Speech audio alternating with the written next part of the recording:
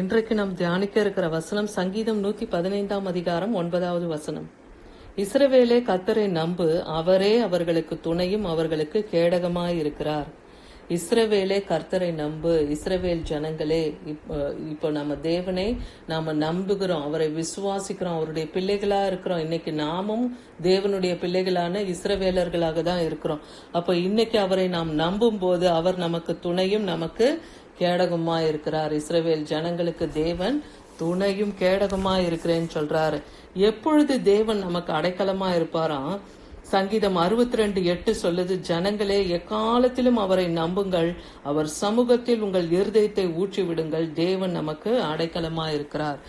ஜனங்களே எக்காலத்திலும் அவரை நம்புங்கள். தேவனை எப்பொழுதும் நம்பணும் இல்லையா? தாவீது எப்பவுமே தேவனை நம்பினார், எப்பவும் கர்த்தரை தேடினார், எப்பவும் தேவனை துதித்தார். கர்த்தரை நான் எக்காலத்திலும் ஸ்தோத்தரிப்பேன், அவர் துதி என் வாயில் இருக்கும்னு தேவனை அவர் ஸ்தோத்தரித்து தேவனை தேடுகிறதுல அவர் நம்பிக்கையா இருந்தார், விசுவாசமா இருந்தார், அதுல உறுதியா இருந்தார்னு பாக்குறோம்.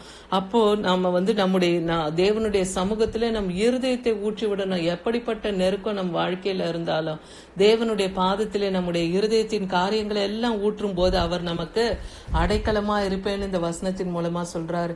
ஏன்னா தேவனுடைய வசனம், ஏன் வசனத்தை நாம கை கொள்ளணும், வசனத்தை கொண்டு நாம ஏன் ஜெபிக்கணும்? ஏன்னா தேவனுடைய வசனம் எல்லாம் புடமிடப்பட்டவைகள், தம்மை அண்டி கொண்டு இருக்கிறவர்களுக்கு அவர் கேடகமானவர்னு நீதிமொழிகள் 30:7 சொல்லுது. தேவனை மாத்திரம் நாம் அண்டி கொண்டு, ஏன்னா மனுஷர் பேரிலே பற்றுதலா இருக்கிறதை பார்க்கலாம், தேவன் பேர்ல நாம நம்பிக்கையா இருக்கிறது தான் நலம் இல்லையா? நாசியில் சுவாசம் உள்ள மனுஷனை நம்புவதை பார்க்கலாம், தேவன் பேர்ல நீங்க பற்றுதலா இருங்கன்னு சொல்றாரு. அப்ப அவருடைய வசனம் என்ன சொல்லுதோ அதன்படி நாம நடக்கணும். ஏன்னா அவருடைய வசனம் எல்லாம் புடமிடப்பட்டு இருக்கு. அதனால் நாம் அவரையே அண்டி கொண்டு இருக்கும் போது தேவன் நமக்கு அடைக்கலமும் கேடகமும் துணையுமா இருப்பார். சங்கீதம் 37:3 சொல்லுது, கர்த்தரையே நம்பி நன்மை செய், தேசத்தில் குடியிருந்து சத்தியத்தை மேய்ந்து கொள். கர்த்தரை நம்பு, நன்மை செய்து கொண்டு இரு. அவருடைய சத்திய வசனங்களை நீ எடுத்து அதை உன் வாழ்க்கையில பிரயோஜனப்படுத்தணும். நம்ம அவருடைய வார்த்தைகளை கை கொண்டு அதன்படி நடக்கணும், அதை அபியாசப்படுத்தி கொள்ளணும் நம்ம வாழ்க்கையில. அப்படி நாம இருக்கும்போது தேவன் நமக்கு அடைக்கலமும் பலனும் ஆபத்து காலத்துல நமக்கு அனுகூலமான துணையுமாவும் இருப்பார்.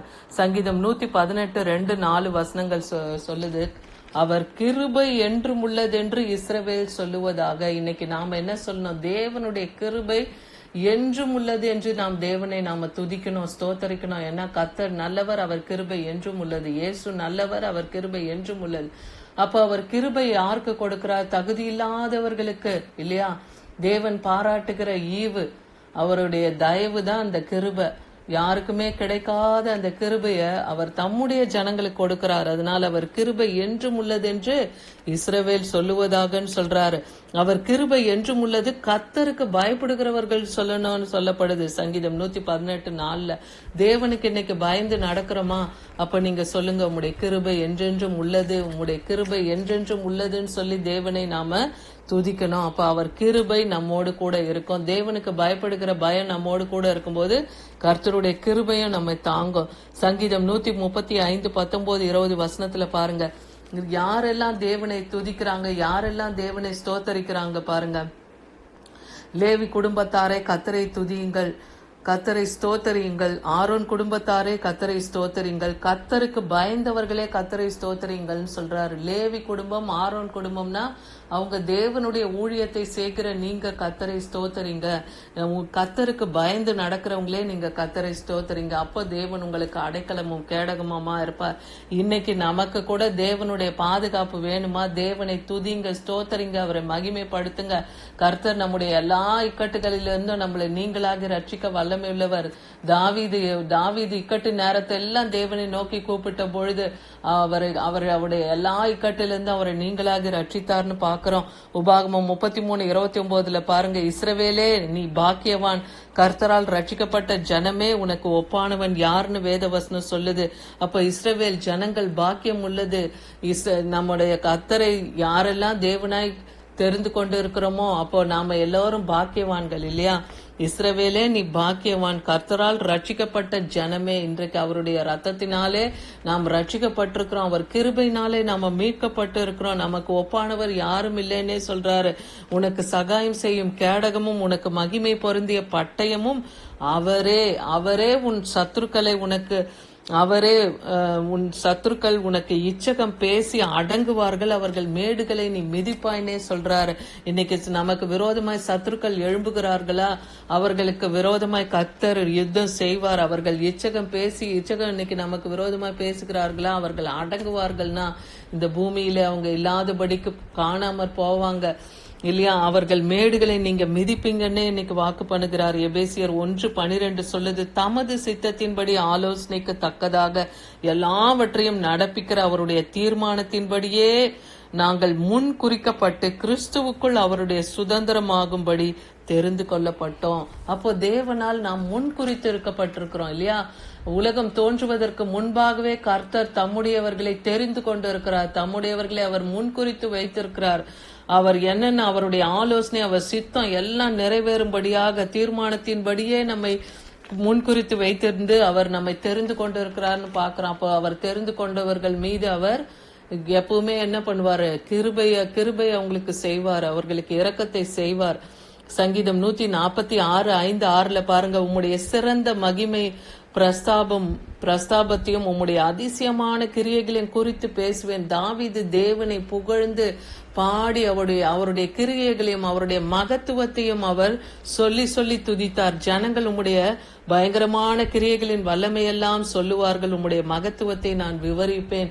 அப்போ இன்னைக்கு சிறைப்பட்டு இருக்கிற நீங்கள், உங்களுடையவர்கள் யார் யாருடைய ஆத்துமாக்கள் இந்த நாள்ல சிறைப்பட்டு இருக்கிறது, பலவீனத்துல இருக்கிறீங்க, பாடுகள்ல இருக்கிறீங்க, நெருக்கத்துல இருக்கிறீங்க, இன்னைக்கு தேவனை மகிமைப்படுத்துங்க. அவருடைய வல்லமைகளை சொல்லுங்க, அவருடைய அதிசயங்களை சொல்லி அவரை மகிமைப்படுத்துங்க. செங்கடலை பிளந்தவரே உமக்கு ஸ்தோத்திரம் சொல்லுங்க. எரிகோ கோட்டையை துதியினாலே விழச் செய்தவரே உமக்கு ஸ்தோத்திரம். யோர்தானை கடக்க செய்தவரே உமக்கு ஸ்தோத்திரம் சொல்லுங்க.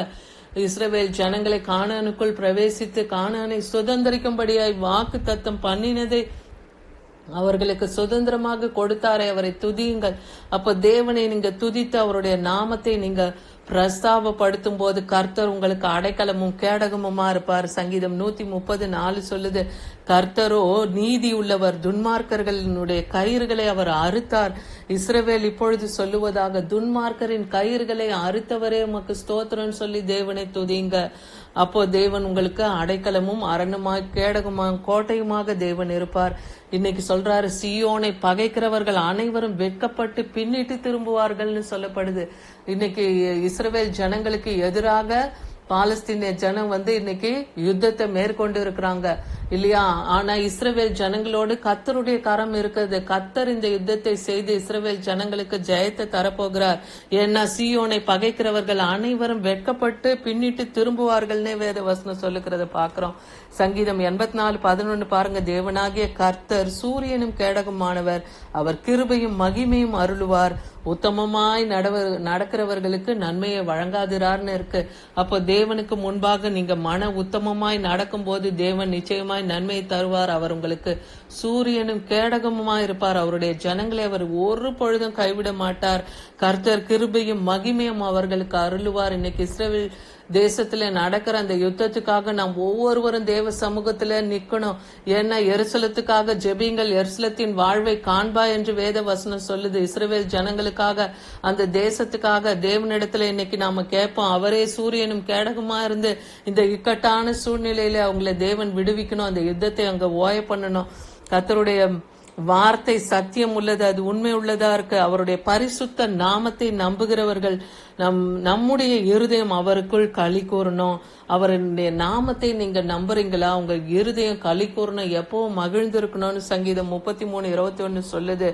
யாத்திராகமம் 19:5 பாருங்க, இப்பொழுது நீங்கள் என் வாக்கை உள்ளபடி கேட்டு என் உடன்படிக்கை கை கொள்வீர்கள், ஆனால் சகல ஜனங்களிலும் நீங்களே எனக்கு சொந்த சம்பத்தா இருப்பீர்கள், பூமி எல்லாம் என்னுடையது. ஏன்னா வானத்தின் நிறைவு கர்த்தருடையது, பூமியின் நிறைவும் கர்த்தருடையது.